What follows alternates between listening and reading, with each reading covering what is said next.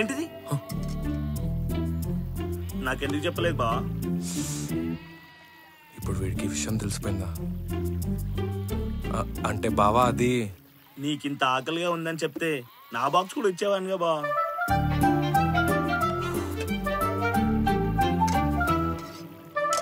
అసలు నువ్వు మళ్ళీ ఎందుకు వచ్చారు ఇక్కడికి? పొద్దున శంకరం బాబాయ్ని కలుద్దాం అనుకున్నాం కదా. పదా. సరే పద. తేజ, ఆ పయ్యారలో శక్తి రహస్యాల పుస్తకం ఉంటుంది, అందులో 12వ పేజీ తీసి చదవరా. పసిఫిక్ మహాసముద్రంలో సోలమన్ ఐలాండ్స్ అనే దీవులున్నాయి. అక్కడ కొన్ని తెగలు పెద్ద పెద్ద చెట్లను పడగొట్టడానికి గొడ్డలిని వాడరు. దాని చుట్టూ తిరుగుతూ పెద్దగా కేకలు వేస్తూ ఆ చెట్టుని తిడతారు. అంతే, కొన్ని రోజులకి ఆ చెట్టు ఆటోమేటిక్గా పడిపోతుంది.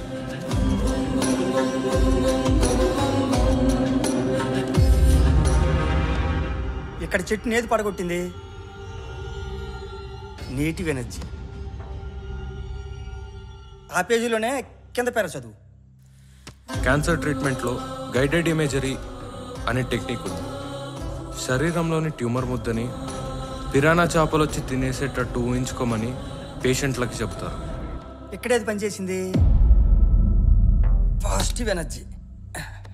అంటే మన ఆలోచన శక్తి, దానిని తగిన మంత్రంతో ప్రేరేపించి, యంత్రంతో కేంద్రీకరించి, తంత్రంతో సిద్ధిని సాధిస్తారు. బాబాయ్, అసలు ఈ తాంత్రిక పూజలు నిజమేనా?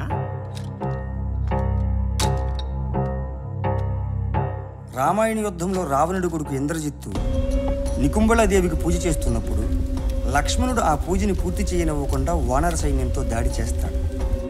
ఆ పూజ పూర్తయితే ఇంద్రజిత్తుని రామునితో సహా ఎవ్వరూ ఓడించలేరు. చాలామందికి తెలియని విషయం ఏంటంటే, నికుంభళాదేవి ఒక క్షుద్ర దేవత. ఇంద్రజిత్ తలపెట్టింది క్షుద్ర పూజ. మహాభారత యుద్ధంలో బర్బరీకుడి బలి కూడా తాంత్రిక పూజనే. కురుక్షేత్ర యుద్ధం మొదలవుతున్నప్పుడు భీముని మనవడు ఘటోత్కచుడి కొడుకైన బర్బరీకుని పాండవుల విజయం కోసం బలి కావాలని కోరుతాడు శ్రీకృష్ణుడు. బర్బరీకుడు బలికి ఆనందంగా అంగీకరిస్తాడు. అతని చివరి కోరిక మేరకు బలి కావడిన బర్బరీకుని శిరస్సు ప్రాణంతో ఉండి యుద్ధం మొత్తాన్ని చూస్తుంది.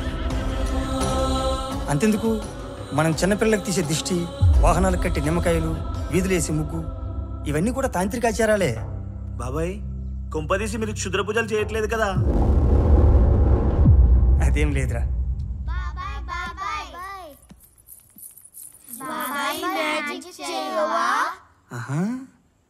పదండి పదండి. Abracadabra abracadabra abracadabra.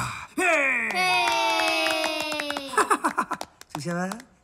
తీసుకో నీకు.